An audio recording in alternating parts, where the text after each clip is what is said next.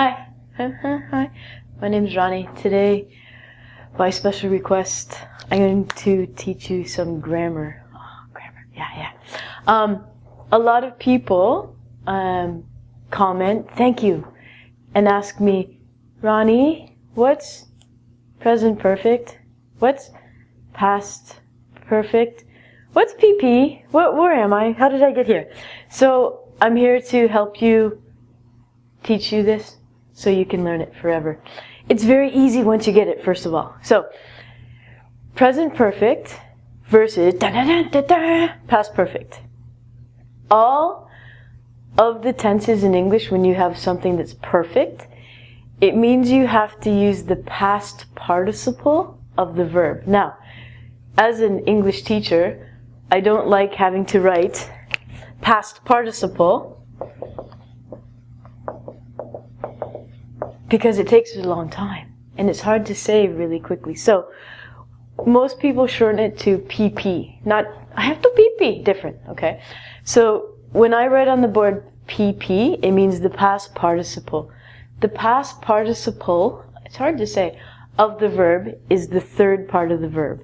So, for example, if you have the verb have, what is the past participle of have? Anyone know? Anyone know? Had! Ooh, yay! Good. So had is the past participle of have. Perfect. So, let's start off.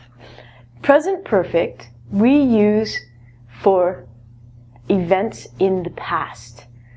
I know it's confusing because it says right here present perfect, but both of these grammars, both of these tenses, we use to talk about a past event. So, present perfect is have or has plus the past participle. If it is I, they, you, and we have to use have. If it is he, she, or it, you have to use has. This is the number one mistake that students make when they're writing or speaking.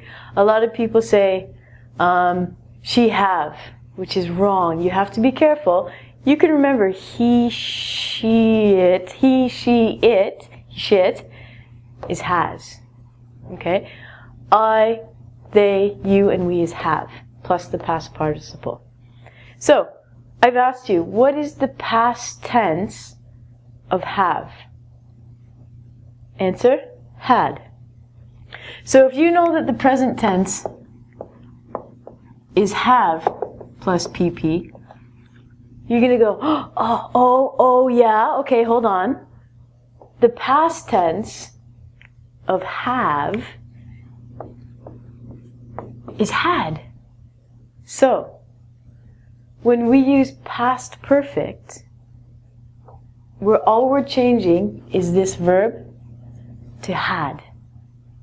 It's that easy. So, the other very easy thing about past perfect is we don't have to change it for he, she, or it. Yay! There's nothing to really remember about the past perfect except for it's had. So, I, he, she, it, they, we, and you, we all use had. Fun times. When we use the negative, it's the same idea, except we're using hadn't. So, I, he, she, it, they, you, we, you, hadn't. It's unusual to say had not. If you want to use had not, it's to more emphasize things, like I had not done that. But we usually say hadn't. Okay? And again, because it is perfect, you have to use the past participle or the PP of the verb. Is this easy now? So, present perfect have plus the past participle. Past perfect had plus the past participle. Good. Let's go into the negative of present perfect. When we use I, they, you, and we have to use haven't, just like in the present, or in the positive. And again, he, she, and it, we have to use hasn't, plus the past participle. If you want to make a question, in the present perfect, you're going to say have or has. Then you're going to use the subject. So in this case, these are the subjects. Has he plus the past participle. Has he eaten is a present perfect sentence. You can change he to a person's name. I can say, has Kevin eaten? Because Kevin is a he, I have to use has. So remember that as well, it's important. When we use past perfect, like I said, it's the same idea. We don't have to change this, reflecting on the subject. The question form, we don't have to change either. So it's had plus your subject plus your past participle. And you must have a question mark. If you do not have a question mark at the end of the sentence, it's just wrong, and your teacher goes, wrong! And you don't understand why, because you remember has and have, but don't forget the question mark. Alright? So, I hope that you can remember how to use, or how to make present perfect and past perfect. If you have any questions or comments about this, please email me. Go to ingvid.com.